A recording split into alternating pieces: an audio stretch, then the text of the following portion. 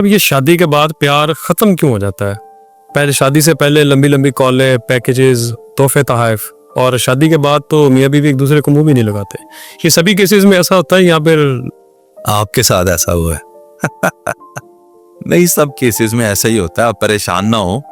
सही। मैं व्यूअर से ये दरखास्त करूंगा कि पूरी वीडियो ये वाली देख लें। हो सकता है जो जिस रिश्ते में आप इस वक्त हैं और आपको जो लग रहा है कि हमारा प्यार खत्म हो गया और एक दूसरे से जो बहुत ज्यादा डिमांडिंग नेचर आपकी हो जाती है, आप बेटर अंडरस्टैंड कर सकेंगे अब आप किस रिश्ते में। तो और आपके व्यूअर्स से ये भी दरखास्त कि हमारे यूट्यूब चैनल आसिफ जट पॉडकास्ट को भी सब्सक्राइब करें। अच्छा, आप कह रहे हैं कि शादी के बाद प्यार जो है वो खत्म क्यों हो जाता है? खत्म क्यों हो जाता है? भाई, जो अट्रैक्शन होती है वो शादी से पहले ही होती है। किसी भी चीज को हासिल करने से पहले तक उसको हासिल करने की जद्दोजहद होती है जी। फॉर एग्जाम्पल, ये मोबाइल फोन है, इसको हासिल करने की आपकी जद्दोजहद थी।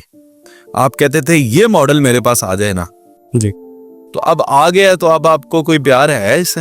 नहीं। ये गाड़ी थी, उसके लिए आपने मेहनत की, हासिल कर ली, अब आ गई, अब कोई प्यार है उससे? वो बेचैनी खत्म हो जाएगी। वो बेचैनी खत्म हो जाए। तो पहले आपको एक बेचैनी होती है, आप जनाबे वाला पोजेसिवनेस होती है कि आपकी चीज है लेकिन आपके पास नहीं है। तो अपने पास महसूस करने के लिए आप राब्ते को बड़ा तेज कर देते हैं, हर वक्त राब्ते में रहते हैं कि यार कहीं ये दूर ना हो जाए। जब आप पास आ गई तो अब वो जनाबे वाला महीना शादी को गुजरा, अब वो फोन करती है, जी आप किधर हैं? मैं बिजी हूं। तो मामा जी, पहले तो आप बिजी नहीं थे होते, पहले तो आप दोस्तों को कहते थे पीछे हट जाए, मेरी अभी कॉल आई हुई है, मैं नहीं बात कर सकता। ऐसे ही अब आप उसे कहते हैं नहीं, दोस्तों के पास भी तो टाइम गुजारना है, मैं बिजी हूं, मैं काम कर रहा हूं, कोई काम। मैंने तो ऐसे भी मर्द देखे हैं रात को 3-3 बजे घर जाते हैं, माशाल्लाह। कहीं तो हमारे ऑफिस में भी हैं इतने नेक काम करने वाले। आप ना मुस्कुराएं, ज्यादा लोग आप पे शक करेंगे। तो 3 बजे घर जाए, क्यों जी? काम कर रहे। कौन सा काम कर रहे थे भाई 3 बजे तक? बीवी बच्चों को टाइम देने का दिल ही नहीं करता। तो इसका हल क्या है? हल भी बताता हूं, पहले समझेंगे ना मसला क्या है। जी बिल्कुल। तो मैं आपको वाज़े अल्फाज में ये बता रहा हूं कि मैं अपनी बीवी से ये कह चुका हूं। अब ये लफ्ज बड़े कीमती हैं, मैं चाहूंगा गौर से सुने जाएं और समझा जाए इन्हें। मैं अपनी बीवी से वाज़े तौर पे ये कह चुका हूं कि मुझे अब आपसे कोई मोहब्बत नहीं है, कोई प्यार नहीं है। आपने कह दिया वाज़े तौर पे, तो अब तो मैंने कैमरे पे कह दिया ना। सही है, हूं तो मेरी है जिन्हें एविडेंस हो गया ना। लेकिन इसकी वजाहत में यह है कि अब मोहब्बत की जरूरत भी नहीं। फिर किस चीज की जरूरत? जिस्म के एक हिस्से को दूसरे हिस्से की जरूरत नहीं होती, वो यकजान होते हैं।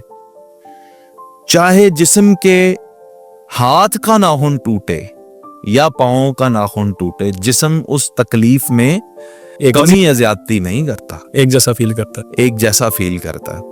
और सबसे छोटी उंगली का सबसे कम इस्तेमाल है जिस्म का, उसके नाखून टूटने पर भी पूरा जिस्म मुतासिर रहता है और तकलीफ का इजहार करता है। सर का बाल बारीक पतला उतर जाए, कोई फर्क भी नहीं पड़ता जिस्म को, लेकिन उसके टूटने का भी उसको पता चलता, एहसास होता है। ऐसे ही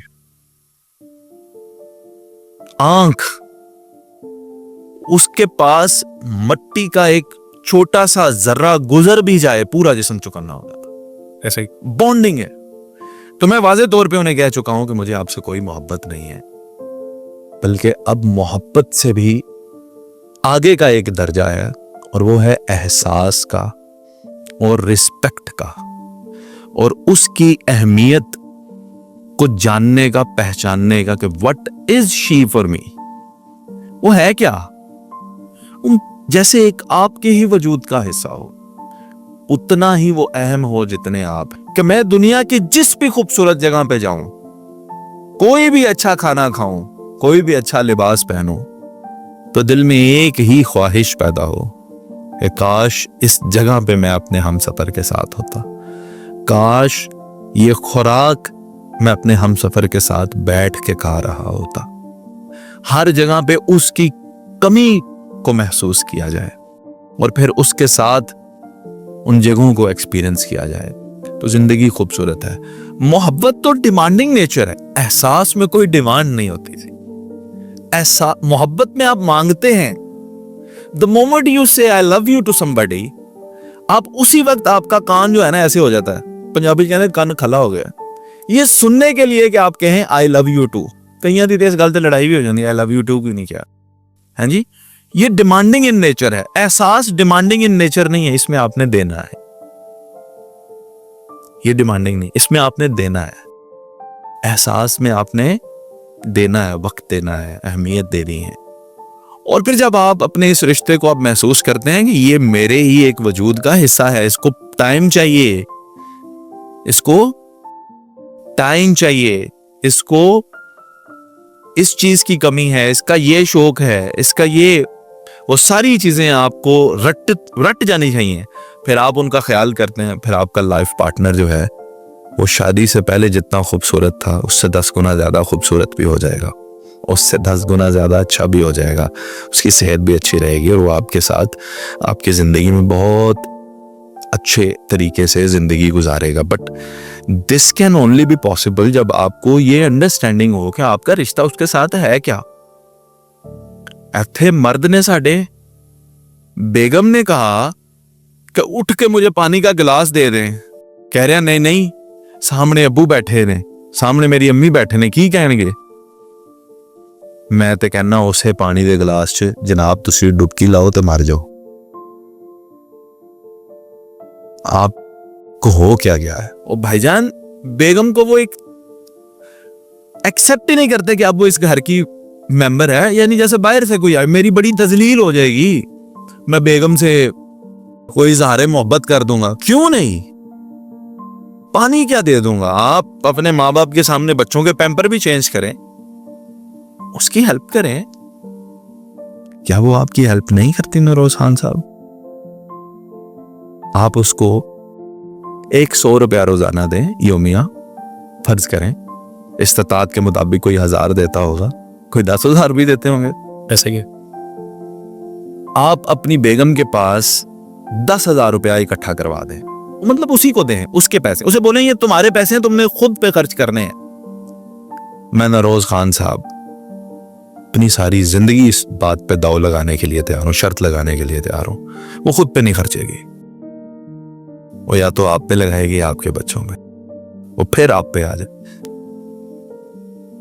और आपको शर्म आती है माँ बाप के सामने उसके लिए पानी का गिलास उठाते हुए, या अपने ही बर्तन जिसमें आपने नाश्ता किया वो उठाते हुए?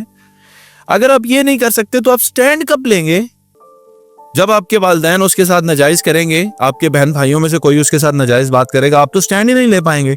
नहीं नहीं, माँ बाप को मैं नहीं कुछ कह सकता तो कुछ भी मत कहे, सिर्फ और सिर्फ जब आपकी बीवी के साथ कोई गलत बात की जा रही हो, आप अपनी बीवी के आगे आके खड़े हो जाए बस।